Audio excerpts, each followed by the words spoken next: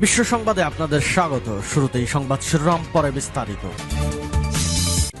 ইহুদিবাদী ইসরায়েল এবং ফিলিস্তিন পুরোদমে যুদ্ধ চলছে, জানিয়ে দিব হাতে থাকা গুরুত্বপূর্ণ আপডেট আন্তর্জাতিক সংবাদ। প্রথমে এই সংবাদ শিরোনাম। এবার হল দখল করে ফিলিস্তিনপন্থী শিক্ষার্থীদের বিক্ষোভ। এরপর জানিয়ে দিব দিল্লি 60 স্কুল বোমা মেরে উড়িয়ে দেওয়ার হুমকি। এদিকে লোহিত সাগরে ইসরায়েলি জাহাজে হামলার ভিডিও প্রকাশ। আরও জানিয়ে দিব গাজায় যুদ্ধবিরতি না হওয়ার আশঙ্কা। এরপর জানিয়ে দিব ইসরায়েলি হামলায় 34,000 ফিলিস্তিনি নিহত, সাবেক ব্রিটিশ প্রধানমন্ত্রীর উদ্বেগ।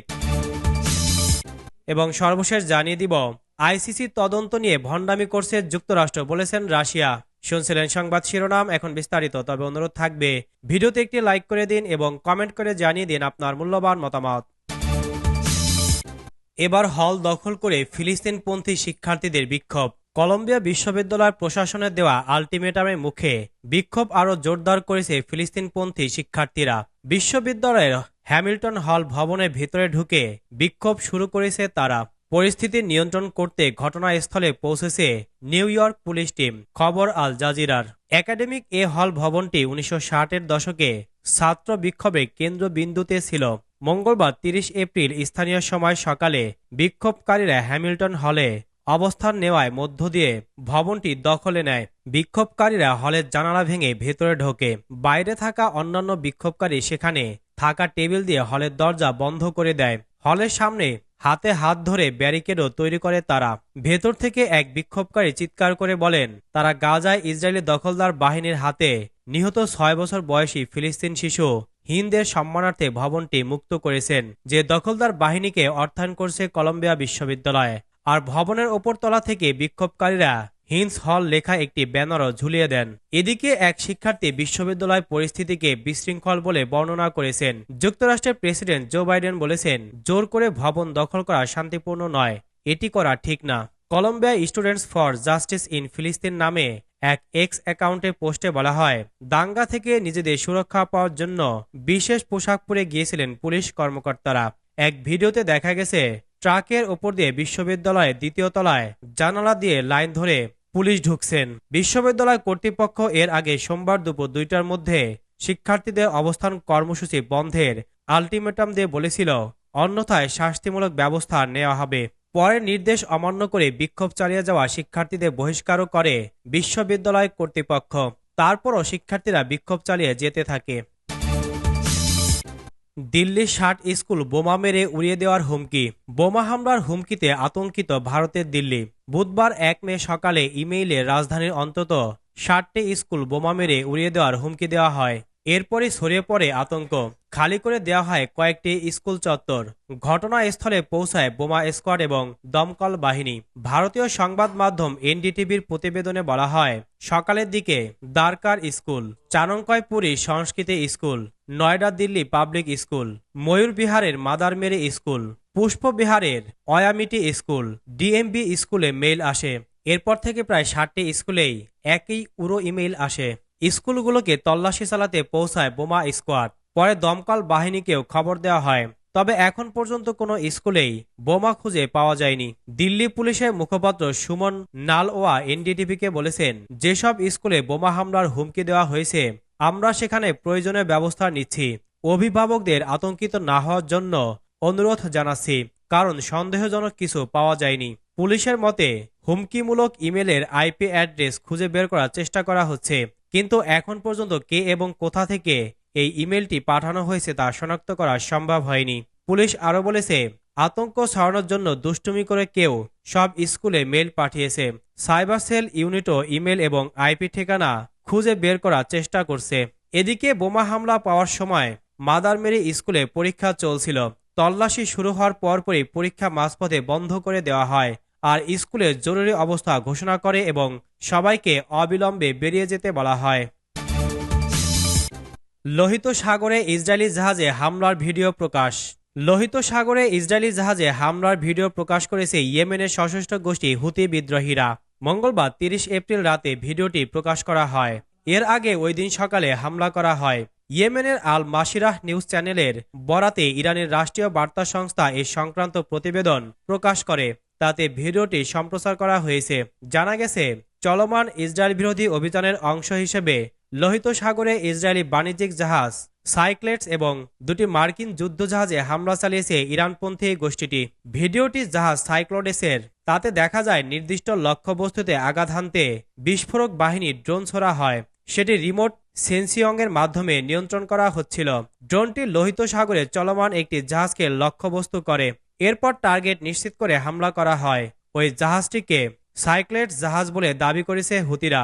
এছাড়া ভারত মহাসাগরে ড্রোন ব্যবহার করে একই কায়দায় MSC ওরিয়ন কন্টেনার জাহাজে হামলা করেছে তারা।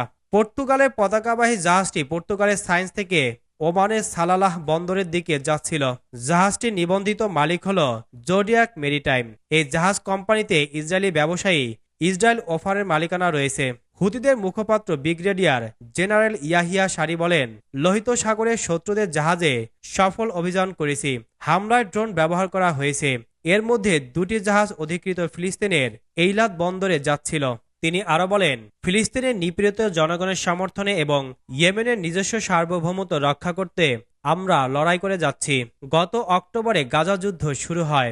এই যুদ্ধে এরই মধ্যে 34,000-এর বেশি ফিলিস্তিনি নিহত হয়েছেন। হুতিরা বলছে, গাজার ফিলিস্তিনের প্রতি সংহতি এবং ইসরায়েলি হামলার প্রতিবাদে তারা লোহিত সাগর ও এডেন উপসাগরে ইসরায়েল সংশ্লিষ্ট জাহাজে হামলা করে আসছে। গাজার যুদ্ধবিরতি না হওয়ার আশঙ্কা।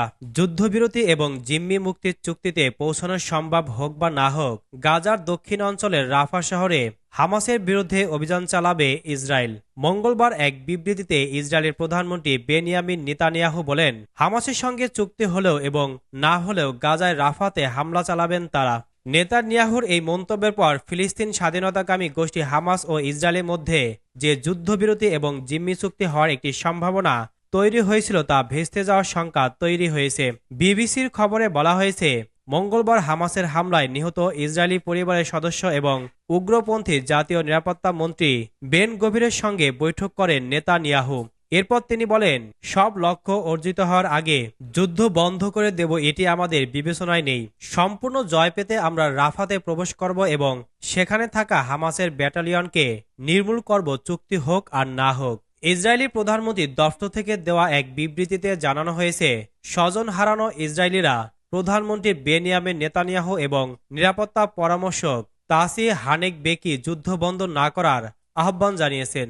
এদিকে যুক্তরাষ্ট্রের বিভিন্ন বিদ্যালয়ে ছড়িয়ে পড়া গাজায় ইসরায়েলি আগ্রাসন বিরোধী বিক্ষোভ ঘিরে উত্তেজনা ক্রমেই বাড়ছে। ইসরায়েলি হামলায় 34,000 ফিলিস্তিনি নিহত। সাবেক ব্রিটিশ প্রধানমন্ত্রীর উদ্বেগ। প্রায় 7 মাস ধরে হামাস ইসরায়েল সংঘাত চলছে।